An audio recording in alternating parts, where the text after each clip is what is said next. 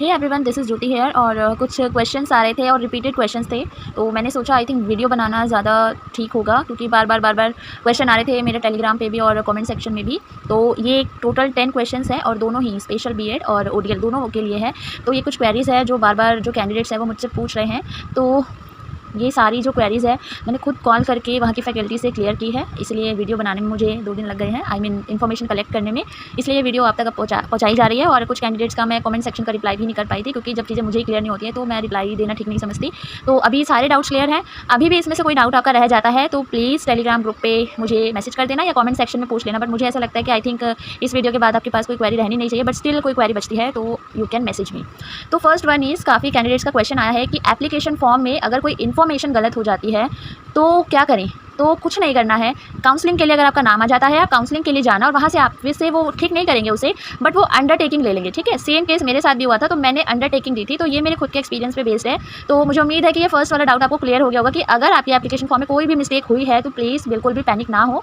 Normally आप लोग जाइए काउंसलिंग के लिए और वहाँ पर वो आपसे अंडरटेकिंग ले लेंगे। ठीक है। देन सेकंड है हमारा हाउ मैनी सीट्स। तो स्पेशल बीएड में भी 500 है और ओडीएल में भी 500 है। ठीक है, तो 500 सीट्स है। देन उसके बाद है विच डॉक्यूमेंट्स। तो डॉक्यूमेंट्स से रिलेटेड कौन कौन से डॉक्यूमेंट्स आपके लगेंगे, तो उसके लिए मैंने वीडियो बनाई है। ठीक है, तो आप लोग देख सकते हो UOU बीएड की प्लेलिस्ट में जाके। ठीक है। देन उसके बाद एक कैंडिडेट ने पूछा था कि what about migration certificate. Okay, तो था इसका माइग्रेशन सर्टिफिकेट का। तो माइग्रेशन सर्टिफिकेट देखो मुझसे तो नहीं लिया था और इतना इंपॉर्टेंट नहीं होता है। ठीक है, अगर आपके पास है तो ले जाना और नहीं है तो कोई दिक्कत की बात नहीं है। ठीक है, तो इतना इंपॉर्टेंट नहीं है, तो माइग्रेशन सर्टिफिकेट की इतनी इंपॉर्टेंस नहीं है, क्योंकि पिछली बार भी नहीं मांगा था हमसे। ठीक है। फिफ्थ है एप्लीकेशन सर्टिफिकेट कैरी और नॉट। तो एप्लीकेशन सर्टिफिकेट एप्लीकेशन फॉर्म जो है आपका, जो फॉर्म फिल किया था एंट्रेंस के लिए, वो आपको लेकर जाना इंपॉर्टेंट है। ठीक है, कंपलसरी है, ये मैंने पूछा है कॉल करके, तो वहाँ की फैकल्टी ने मुझे यही बताया है कि वो कंपलसरी है, लेकर जाना। देन उसके बाद हम स्पेशल बीएड वालों की बात करते हैं। ठीक है, ये स्पेशल बीएड वालों के लिए भी था ये पॉइंट, और ठीक है ये वाला भी एंड डॉक्यूमेंट का भी सब मैंने बता दिया है। देन उसके बाद हमारा है स्पेशल बीएड वालों ने क्वेश्चन पूछा था कि RCI अप्रूव्ड है या नहीं है।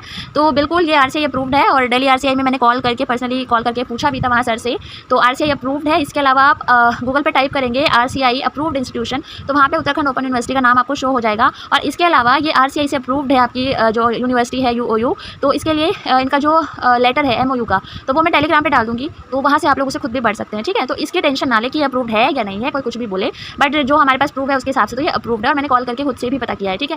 देन उसके बाद है जो यहाँ पे जो बीएड चल रही है स्पेशल वाली, वो 2015 से चल रही है और अभी तक इन्होंने 2 बैच निकाले हैं, ऐसा मेरी एक मैम से बात हुई थी, उन्होंने बताया। ठीक है, और जो स्पेशल बीएड वाले हैं उनका 6-6 महीने के 5 सेमेस्टर होते हैं, तो इनके 2 साल 6 महीने लग जाते हैं।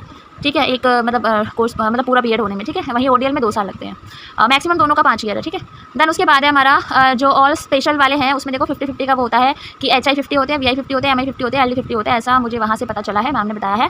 ठीक है, बाकी अभी जैसा भी कुछ होता है इनका सीट्स का कैटेगराइज इन्होंने इसी तरीके से किया हुआ है, 100 या 50-50, वो जितने स्टूडेंट्स होते हैं उसके हिसाब से ये लोग कर देते हैं।